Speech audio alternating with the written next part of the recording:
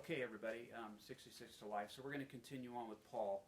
And so in Acts chapter 21 through 26. So we left off, there was a split between the Pharisees and Sadducees and the support for Paul and then those who weren't in support for him. And that was within the leadership. But also had people outside of the leadership were splitting up into groups as well. So he was still in Roman custody, all right? And so the next morning a group of Jews got together and bound themselves with an oath to neither eat nor drink until they had killed Paul. Now, mind you, nothing has happened. There's accusations made, no trials, no nothing has happened yet. Okay? They don't want to hear it. They do not want to hear it. Remember we said PC gone wild. PC gone wild. People are full of hatred and evil at this point. I mean complete. Without rationale, without thoughtfulness, nothing. They're just plain hate, filled with hate and evil. And they're bound themselves to an oath to kill him. They're not going to eat or drink until they kill him. That's craziness. That's craziness. It says, you and the high council should tell the commander to bring Paul back to the council again, they requested. Pretend you want to examine his case more fully and we will kill him on the way. So these folks were trying to create a scenario, okay, with lies and falsities to put Paul in a position where they could actually attack him and kill him. They wanted to pretend a situation. Well, that sounds pretty, pretty accurate for today. Pretend situations, okay, to get what you want, to kill people, to kill reputations, to kill livelihoods, to destroy people's lives. Okay, so he goes on.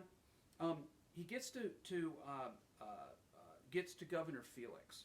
Okay, and so he appears to Felix and so forth, and he's in Caesarea now.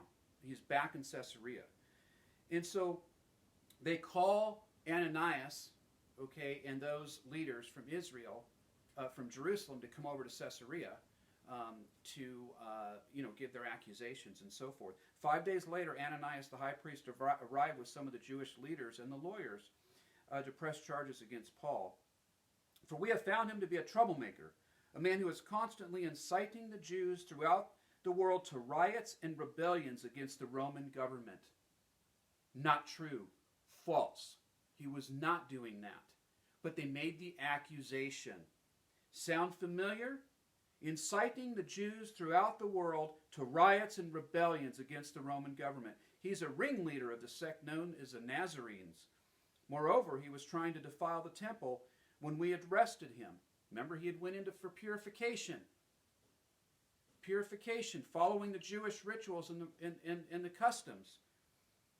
Then the other Jews chimed in, declaring that everything the lawyer said was true.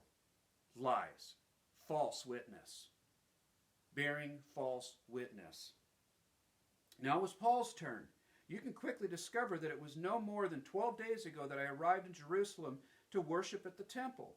I didn't argue with anyone in the temple, nor did I incite a riot in any synagogue or on the streets of this city. These men certainly cannot prove the things they accuse me of doing. I did not incite a riot in any synagogue. They can't prove this. They accuse me, but they can't prove it.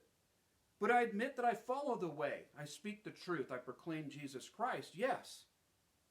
I worship the God of our ancestors. I firmly believe the Jewish law and everything written in the books of the prophecy. I have hope in God, Paul says. I always try to maintain a clear conscience before God and everyone else.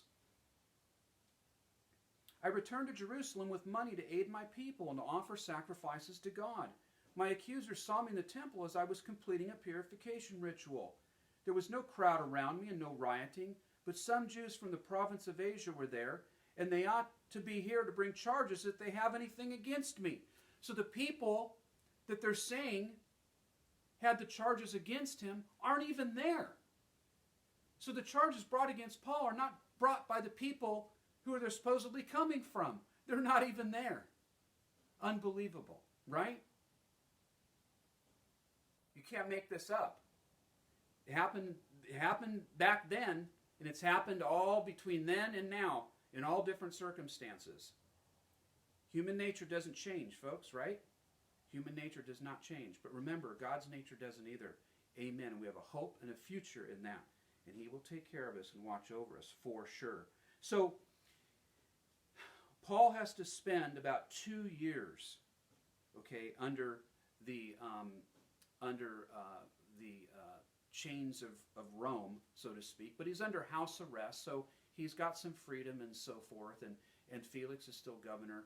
And but he has to spend 2 years this way because they don't know what to do. They don't know what to do.